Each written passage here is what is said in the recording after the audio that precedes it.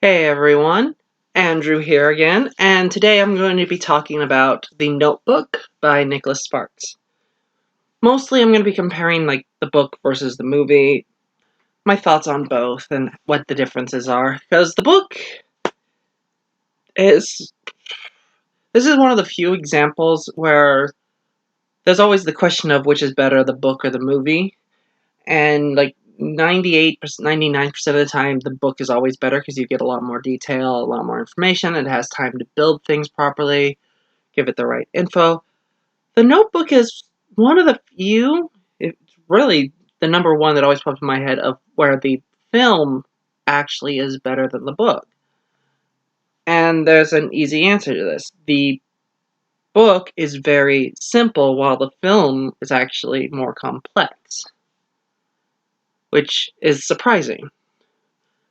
But the basic plot of the book is that we have the older couple that is Duke and Allie, and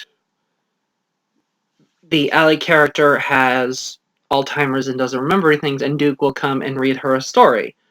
And the story is about a younger couple who were a couple at one point, broke up, but goes to visit him one last night, and they get back together and realize how strong their love is. And the older couple turns out to be them, and that he reads her the story that she wrote about them to remind her of who he is to her and who she really is. And that's roughly the same. The majority of the changes are not many, because the book, there's really only one major change from what's written in the book. There is, however, a lot of addition, because the book has them, the old couple, the get back together part, and then the old couple again. It doesn't have what the film had, which the film has a lot of the younger days, how they met, how they fell in love, how they developed a relation, what brought them apart, what they did in the years between the first breakup and the reunion, what she is going through, whatever her thoughts are on things.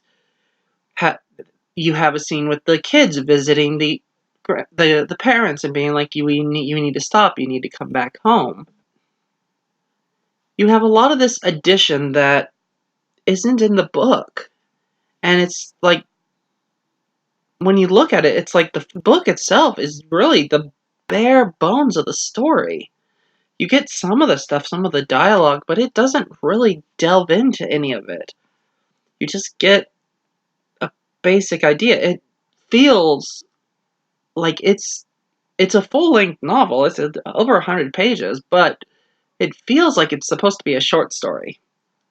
It feels like it's, you can buy it wholesale, was the Total Recall or Shawshank Redemption, where it's like this was a short story that got expanded upon, but the reality is it's a full-length story that got better explained through film than it did through book.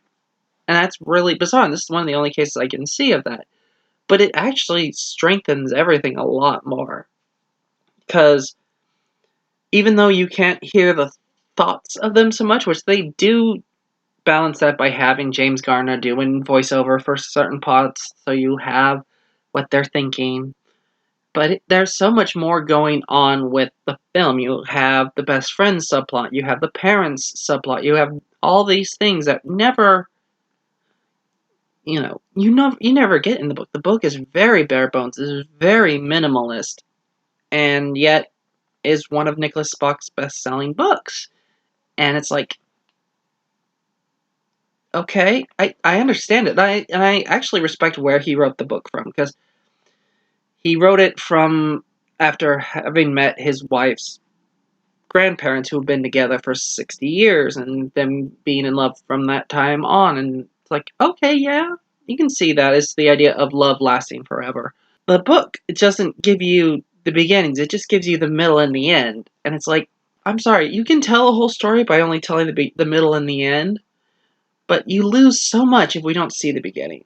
Especially if the beginning is important, like how these two people fell in love, especially with the culture class and why they were apart for so long and all this stuff that is only touched upon in the book. It's never really delved into.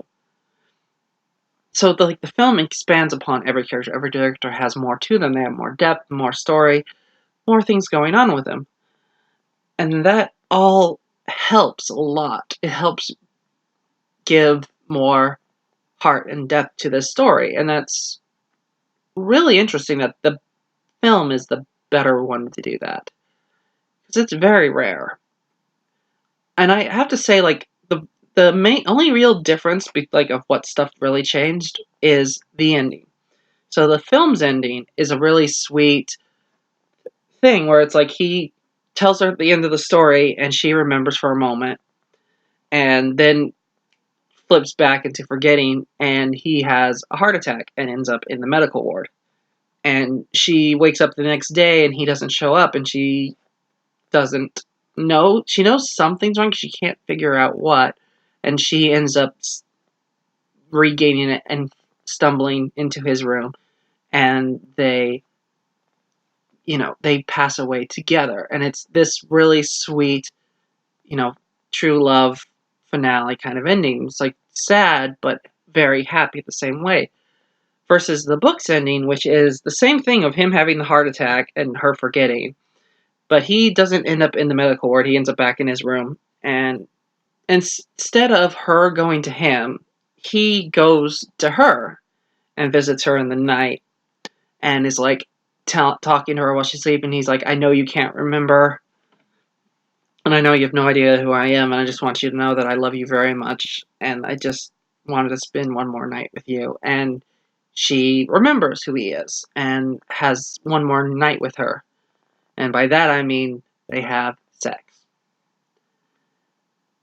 And yeah, that's how that book ends. And I mean, that's such a dramatic difference in endings for me because it's like you have sweet romantic going out in your lover's arms ending versus old people sex.